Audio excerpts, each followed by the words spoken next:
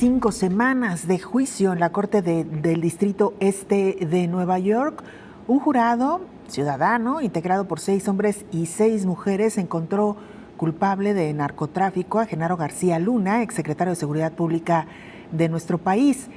Será el próximo 27 de junio a las 11 de la mañana cuando el juez Brian Cogan rinda la sentencia que podría ser de 20 años a cadena perpetua por cada cargo relacionado con el narcotráfico, más los 5 años como máximo por mentir a las autoridades migratorias en su proceso de naturalización. Y precisamente para ahondar más en torno a esta noticia, a este caso, saludamos al doctor Rubén Ortega Montes, investigador del Observatorio sobre Seguridad y Justicia de la Universidad de Guadalajara. Doctor, bienvenido, buenas noches. Buenas noches, Belén. Muchas gracias por permitirnos intercambiar estos comentarios contigo y con tu auditorio. Al contrario, gracias a usted por ofrecernos este tiempo. Doctor, su primera reflexión en torno a esta sentencia que me gustaría poner como primer dato a nuestra audiencia. ¿Quién es o quiénes han sido los que han deliberado la responsabilidad de culpabilidad de este exfuncionario, un grupo de ciudadanos y ciudadanas estadounidenses? En efecto, nuestra justicia es muy diferente a la justicia americana. Allá es justicia popular. El jurado, como parte de la población, como el pueblo en sí, son los que deliberan si alguien es considerado culpable o no culpable en tratándose de los asuntos penales. En nuestro caso de México, esto lo deliberan 3 jueces que se convierten en un tribunal y es una forma muy distinta de llegar a la justicia y de aplicar el derecho y la ley. Ellos con un sistema de más de 200 años funcionando, y nosotros hemos tenido que ir cambiando nuestros sistemas hasta el último, en el 2016, en donde se cambió este último sistema de justicia penal acusatorio de mayor características orales.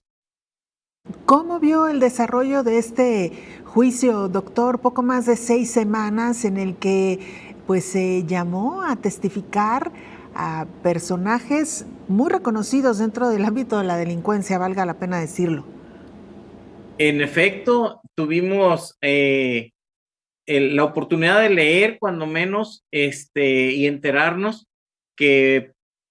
personajes que han sido sentenciados, condenados por delitos muy graves,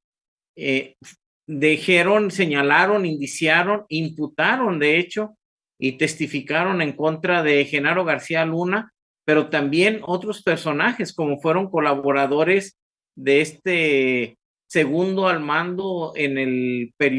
sexenio de Felipe Calderón Hinojosa, en el 2006 al 2012, y que se convirtió en el hombre de mayor fuerza por parte del Estado. Recordemos que incluso esa Secretaría de Seguridad ya no existe como tal, y él estuvo al frente de ella. También dirigió a la Policía Federal, y como tal esa Policía Federal ya no existe, pero estuvo en su mando, y además fue uno de los personajes que mantuvo por mucho tiempo el frente en lo que era la inteligencia dentro de nuestro país. Es un personaje que hoy, por ese propio peso y por esta situación en la que otro país desafortunadamente lo encuentra culpable mediante un juicio, investiga a fondo, lo lleva con los cargos, 4 por narcotráfico, y lo condena. El otro pues es una cuestión meramente administrativa en cuanto a mentir por cuestiones de migración, pero estos 4 delitos de narcotráfico creo que le ponen en un momento determinado, como le gusta al presidente de la República, como anillo al dedo, la gran oportunidad de demostrarnos si efectivamente va a ir en contra de quienes en un momento determinado le dieron esta fuerza a los carteles, al narcotráfico, a la delincuencia organizada en México. Hoy tiene la oportunidad el presidente de la República de llevar a a los tribunales a Felipe Calderón en, con toda la de la ley, con toda la justificación, porque recordemos que en el caso de México, el poder ejecutivo se deposita en una sola persona, es unipersonal, y en este caso el presidente de la República tiene que responder por las acciones u omisiones, y máxime en este caso en donde se delinque. Entonces no se puede decir que un presidente de la República delegó la función en un supersecretario como lo fue este personaje Genaro García Luna, y que hoy debe también responder de manera ante la ley, porque tiene responsabilidad moral, tiene responsabilidad política y tiene responsabilidad jurídica, dado que la delegación que hizo en este personaje que se confabuló con el narcotráfico y que echaron a andar la famosa guerra contra el narcotráfico, pues lo hacen acreedor a que realmente se investigue, se le lleve a los tribunales ante un juez de distrito, ante un colegiado de circuito, y si es necesario ante la Corte, ante la Suprema Corte de Justicia en México, para que de una vez por todas México cambie, México demuestre que vuelve a ser un garante de la justicia, que vuelve a ser un garante de la ley, como lo fue en los tiempos de Benito Juárez ante la situación que convulsionaba a México, y que él, siendo presidente de la Corte, lo enfrentó. Esta investigación debería alcanzar también al expresidente Vicente Fox, dado que Genaro García Luna fue director de la Agencia Federal de Investigaciones, la entonces conocida como AFI, en el periodo del expresidente Vicente Fox, doctor. En efecto, Belén, Vicente Fox también está metido en esta corresponsabilidad, ya lo dijimos, moral, política y jurídica. Y recordemos también que el propio Vicente Fox lo ha dicho, que metió las manos para que Felipe Calderón fuera presidente de la República y para que las elecciones del 2006 se cargaran de tal forma que pues la mayoría de la gente sosteníamos que había habido un gran fraude electoral, y que por ello vino siempre la credibilidad de Andrés Manuel, y que hoy, siendo presidente de la República, tiene esta oportunidad de llevar a Vicente y de llevar a Felipe Calderón a la cárcel, de llevarlos ante los tribunales, porque creo que eso es lo que nos debe. Creo que no es posible que a estas alturas nos esté demostrando otro país que puede aplicar la justicia, y que nosotros los mexicanos somos incapaces de sostener un Estado de Derecho, de sostener una armonía y una paz, y de poner por encima de cualquier poderío, por encima de cualquier persona que quiera atentar contra el Estado, incluidos los presidentes o expresidentes de la República, todos sus secretarios, incluidos los secretarios de la Sedena, estatales o municipales, incluidos todos estos personajes, deben de respondernos hoy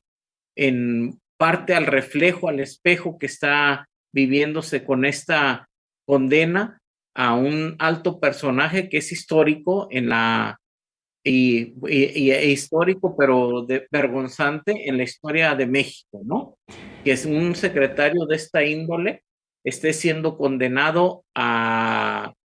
más de 20 años por cada delito, incluso se habla de la cadena perpetua, y con la edad que tiene, pues prácticamente estaría falleciendo en la cárcel Genaro García Luna. Y esto nos debe de ayudar para que como país cambiemos, para que la Corte cambie, para que la Fiscalía General de la República funcione como tal, para que las fiscalías de los estados funcionen y no simplemente sigan en ese papel de incredibilidad, ese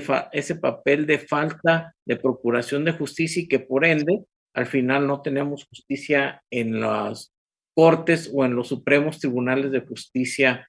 o en la justicia superior de nuestras entidades federativas y de nuestro país. Doctor, el tiempo casi se nos agota, pero tengo dos preguntas muy breves. Con base en las declaraciones de los testigos, fueron millones de dólares los que se le pagaron a Genaro García Luna para brindar protección a cárteles mexicanos de la droga y también incluso para permitirles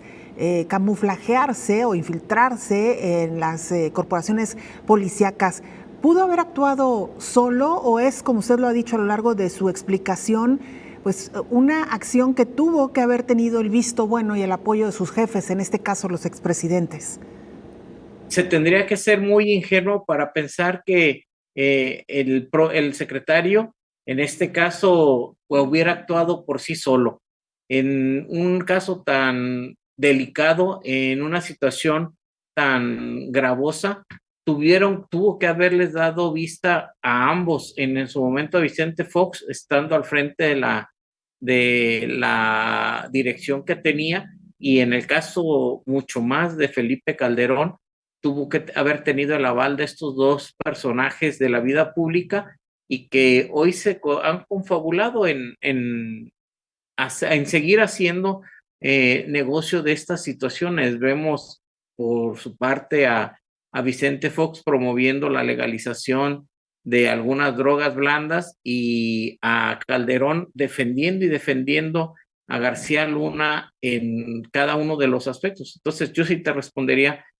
claro que tuvieron que tener entendido esto y tuvieron que saberlo. Además, ¿cómo no saberlo si tienen inteligencia en Marina, en Sedena, en las distintas policías, en el Estado Mayor presidencial que existía? Ellos debieron de haber tenido esa información en su escritorio en su momento. ¿Debería solicitarse la extradición de Genaro García Luna? Claro que debería de extraditarse para llevarlo aquí también a la justicia. El problema va a ser que en cuanto a en el momento en el que la condena tenga efectos en Estados Unidos y conforme al convenio que tenemos con este país, nos lo puedan mandar para poderlo llevar a la justicia. Pero hay muchos más implicados, inclusive Felipe Calderón, con quien yo creo que debería de ir en esta ocasión directamente, y obviamente también con Vicente Fox, el presidente de la República, a través de quien también de alguna o de otra forma se delega la función de procuración de justicia, porque al final hay una terna que propone el presidente de la República al Senado y que de manera en conjunto definen quién es el fiscal. En este caso, Gertz Manero debe de estar al frente de esta situación y pues no lo vemos actuar. Debe de dar la cara y que no vaya a pasar que en 4 o 5 años o en otro sexenio posterior tengan que llevar a proceso al actual presidente y a Gertz Manero por no aplicar la ley. Claro, pues veremos hasta dónde llega este tema y hasta dónde la presión social va a conseguir que el presidente decida de manera contundente también llegar hasta estas altas esferas, y nos referimos a dos expresidentes mexicanos. Doctor, como siempre, muchas gracias por su tiempo y gracias por compartir su análisis. Muy buenas noches. Gracias, buenas noches. Que descansen. Igualmente es el doctor Rubén Ortega, académico investigador de la Universidad de Guadalajara. El 27 de junio a las 11 de la mañana, hora del este, el juez Brian, que por cierto fue el mismo que sentenció al narcotraficante Joaquín El Chapo Guzmán, pues dictará la sentencia que puede ir desde los 20 años hasta cadena perpetua.